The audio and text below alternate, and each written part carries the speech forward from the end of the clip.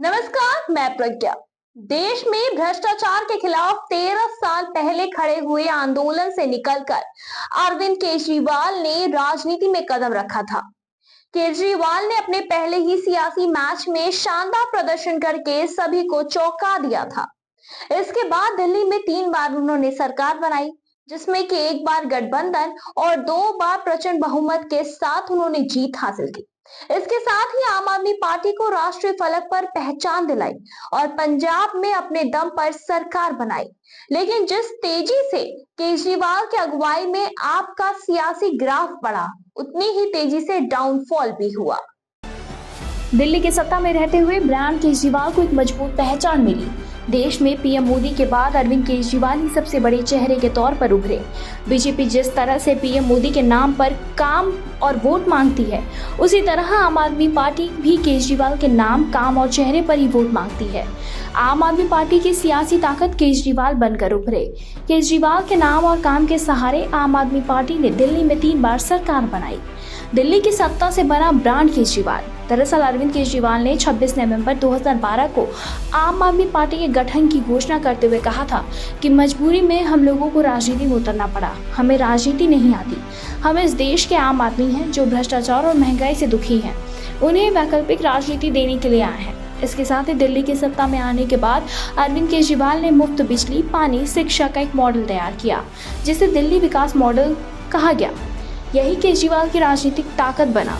राजनीति विशेषज्ञों का मानना है कि ब्रांड केजरीवाल को इसीलिए मजबूती मिली क्योंकि लोगों को लगा है कि आम आदमी पार्टी दूसरे दलों से पूरी तरह अलग हटकर काम करेंगे।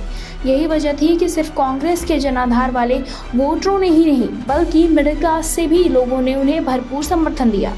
केजरीवाल अपनी छवि और ब्रांड के दम पर ही पंजाब में सरकार बनाने में कामयाब रहे। लेकिन 2025 के चुनाव में आम आदमी पार्टी को बुरी तरह से शिकस्त खाने के बाद ब्रांड केजरीवाल पर सवाल खड़े होने लगे। ब्रांड केजरीवाल के फ्लॉप होने की वजह भी उनकी बदलती हुई राजनीति रही। केजरीवाल के सियासी उभार और चुनाव हार की वजह एक ही है।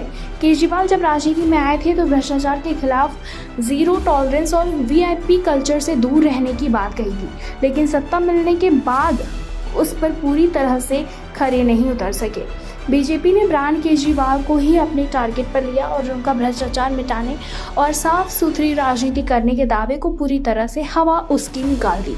अरविंद केजरीवाल ने यमुना की सफाई का वादा किया, लेकिन उसे निभाया नहीं। बीजेपी ने यमुना सफाई का मुद्दा चुनाव में जबरदस्त तरीके से उठाया। केजरीवाल ने महिलाओं को 2100 रुपये महीने देने का वादा किया, लेकिन पंजाब चुनाव में भी 1000 रुपये महिलाओं को देने का ऐलान किया, जिसको पूरा नहीं कर सके। सत्ता में आने के पहले केजरीवाल ने वादा किया था कि दिल्ली में लोकपाल बनाएंगे, लेकिन 11 साल तक सत्ता में रहने के बाद भी उस पर अमल नहीं कर सके। इसी के साथ ही एमसीडी के चुनाव में केजरीवाल ने वादा किया था कि नगर निगम में आम आदमी पार्टी आएगी तो कूड़ा हटा देगी। 3 साल होने जा रहे हैं, लेकिन कूड़ा नहीं हटा सके। दिल्ली वासियों को प्रदूषित हवा से मुक्ति दिलाने जैसे बड़े लुभाने वादे किए गए, लेकिन उस पर खरे तो नहीं उतर सके।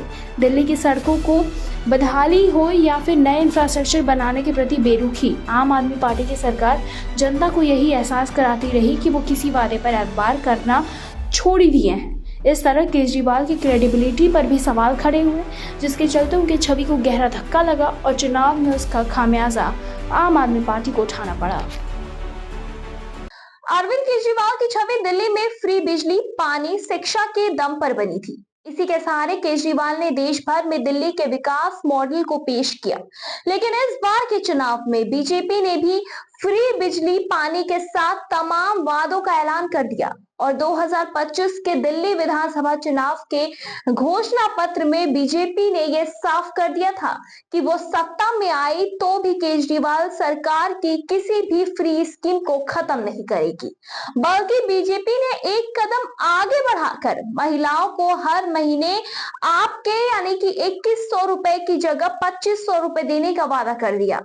अब इस एक वादे ने केजरीवाल की सियासी बढ़त को पाट दिया और बीजेपी के 27 साल के सियासी वनवास को खत्म किया।